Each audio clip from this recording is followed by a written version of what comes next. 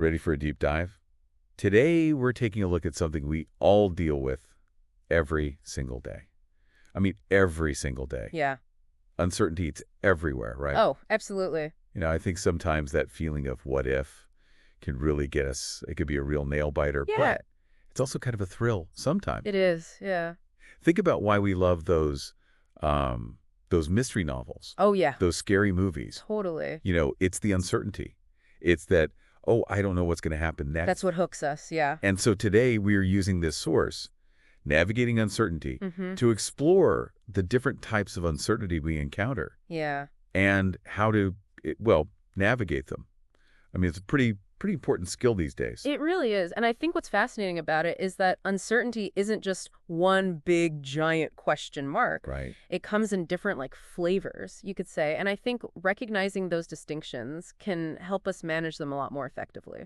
Okay, so break it down for us. What are some of these, quote, flavors of uncertainty? All right. Well, let's start with something I bet we probably all encountered this morning, right? Empirical uncertainty. Empirical uncertainty. She's uncertainty about, facts or events in the world. Will my flight be delayed?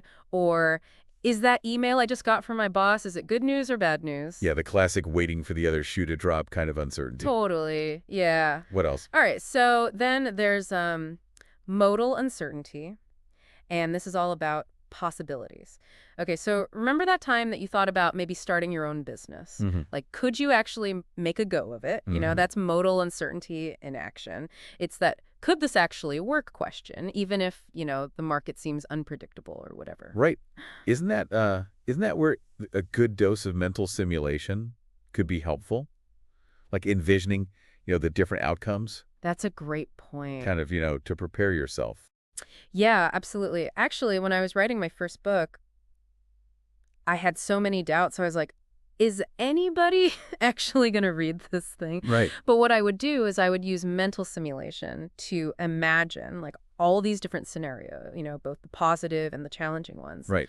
And that really helped me to kind of push through those moments of uncertainty. So it's like a mental dress rehearsal. Yes. To kind of tackle those what-ifs head-on. Exactly. I love that.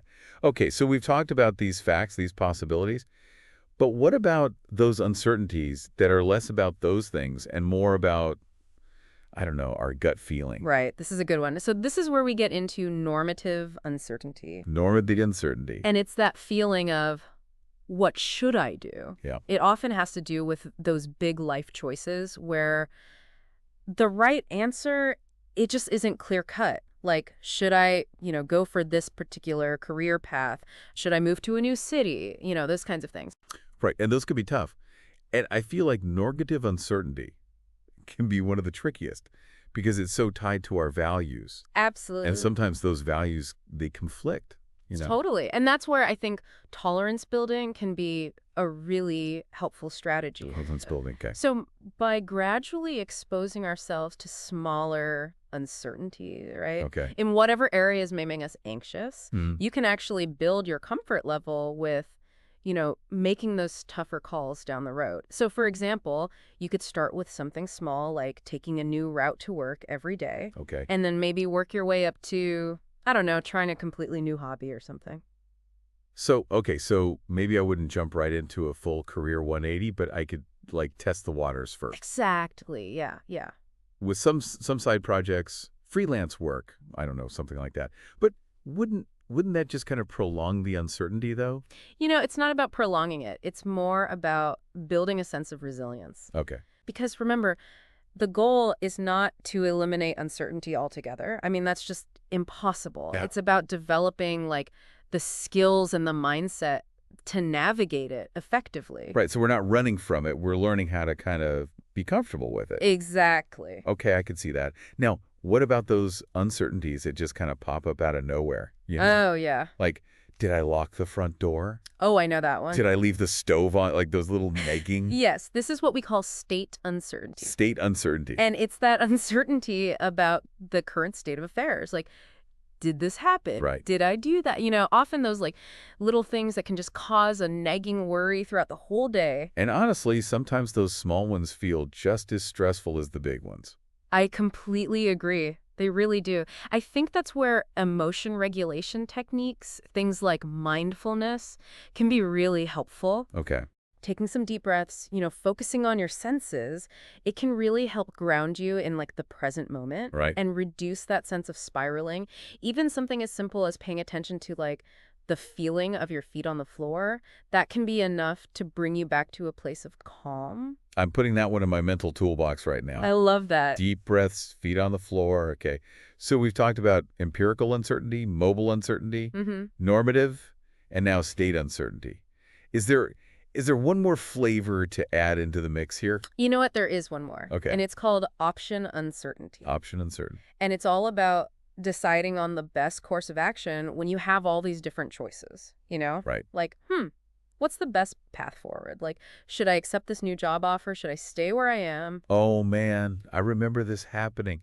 So I was offered a promotion at one point, and it came with a ton of responsibility. Oh, wow.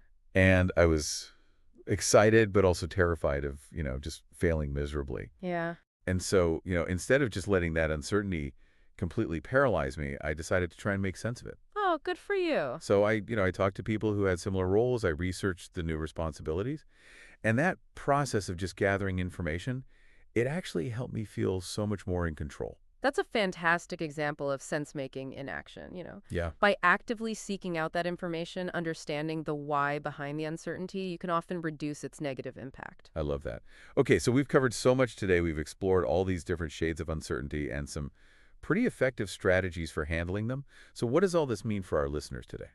Here's a thought-provoking question I like to ask people. Can you remember a time when a little bit of uncertainty actually led you to something positive? Maybe you took a detour on a road trip and you stumbled upon this amazing, like, hidden gem of a restaurant. Or maybe you took a chance on a new skill and it opened up all these unexpected opportunities. I bet there are so many examples in your own life where embracing the unknown led to something wonderful. Oh, absolutely. Sometimes the most rewarding paths are the ones that we didn't even plan for. Thanks for joining us on this deep dive into uncertainty. Remember, it's not about eliminating the unknown, Right. but learning to dance with it. You got it. Until next time, keep exploring.